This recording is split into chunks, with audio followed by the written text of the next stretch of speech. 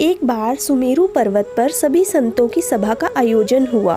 कैवर्त देश के राजा सुकंत भी उस सभा में संतों का आशीर्वाद लेने जा रहे थे। रास्ते में उन्हें नारद मुनि जी मिल गए। नारद जी बोले कि आप जिस सभा में जा रहे हो उसमें सभी को प्रणाम करना, परंतु विश्वामित्र को प्रणाम मत करना।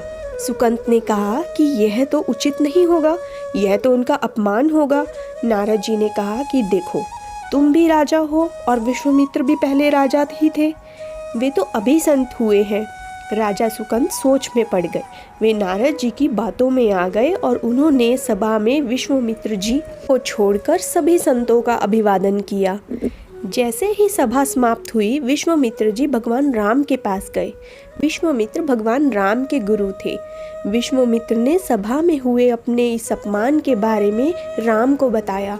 भगवान राम को अपने गुरु के इस अपमान पर बहुत गुस्सा आया और उन्होंने अपने गुरु की सौगंध खाकर कहा कि वे राजा सुकंत का वध कर देंगे और अपने गुरु के हुए इस अपमान का बदला लेंगे। उधर जब राजा सुकंत को भगवान राम की इस सौगंध का पता चला तो वे डर गए। राजा सुकंत नारद मुनि को ढूंढने लगे, क्योंकि नारद मुनि के कहने पर ही उनसे ये पाप हो गया। नारद मुनि उन्हें कहीं नहीं मिले तो वह रोने लगे। राजा की ऐसी दशा देखकर नारद मुनि सुकंत के सामने प्रकट हो गए।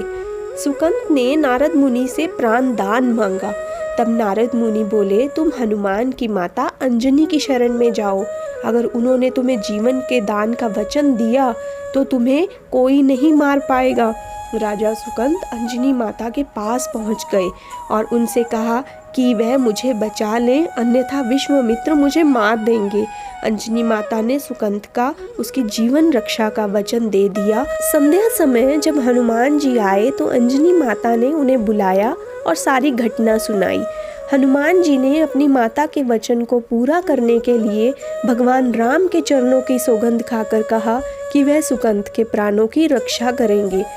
दरअसल माता अंजनी व हनुमान जी को इतना ही ज्ञात था कि विश्वामित्र राजा सुकंत को मारना चाहते हैं। उन्हें इस बात का नहीं पता था कि भगवान राम के हाथों राजा का वध करवाया जाना है। जब राजा सुकंत को बुलाया गया तब हनुमान जी ने पूछा कि तुम्हें कौन मारना चाहता है। तब सुकंत ने कहा कि विश्वामित्र जी को भगवान राम ने मुझे मारने का वचन दिया है। यह सुनकर माता अंजनी व हनुमान का मन चिंता से भर गया और वह धर्म संकट में पड़ गए।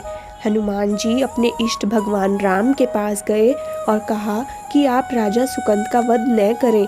राम जी ने कहा कि वह अपने गुरु की सौगंध खा चुके हैं तो वह पीछे नहीं हट सकते।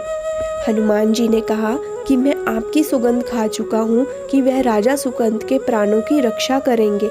तब भगवान राम ने कहा कि ठीक है, तुम अपना वचन निभाओ और मैं अपना। राम जी सुकंत को ढूंढते ढूंढते उसी पर्वत पर पहुंच गए जहां हनुमान जी सुकंत के साथ गए थे।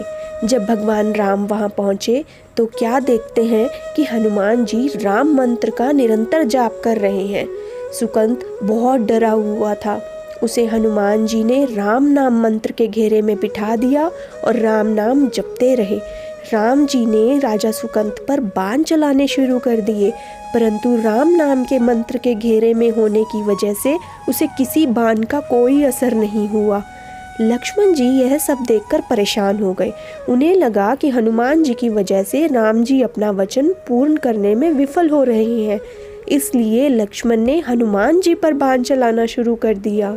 जैसे ही बाण हनुमान जी की छाती पर जाकर लगा, वैसे ही श्री राम जी मूर्छित हो गए।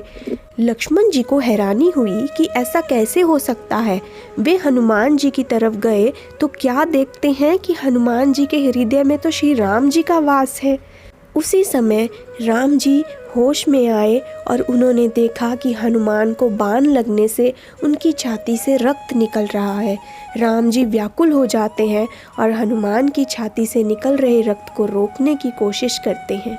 विश्वामित्र भी उसी समय वहां पहुंच जाते हैं। विश्वामित्र जी का मन यह सब देखकर बहुत दुखी होता है। वे कहते हैं कि एक संत का काम किसी व्यक्ति को उसकी गलती का दंड देना नहीं, बल्कि उसे सुधारना होता है। राजा सुकंत भी अपनी गलती स्वीकार करके विश्वामित्र से क्षमा याचना करते हैं। उसी समय नारद मुनि भी वहाँ आ जाते हैं और बताते हैं कि उन्हीं ने सुकंत को विश्वामित्र को अभिवादन करने से मना किया था और उसके बाद जीवन रक्षा के लिए माता अंजनी के पास भेजा था। विश्वामित्र ने नारद मुनि से पूछा कि आपने ऐसा क्यों किया। नारद जी ने कहा कि सभी मुझसे पूछते हैं संसार में राम बड़े हैं या राम का नाम बड़ा है, इसलिए यह सिद्ध करने के लिए कि राम नाम ही संसार में सबसे बड़ा है, मैंने यह लीला रचाई थी।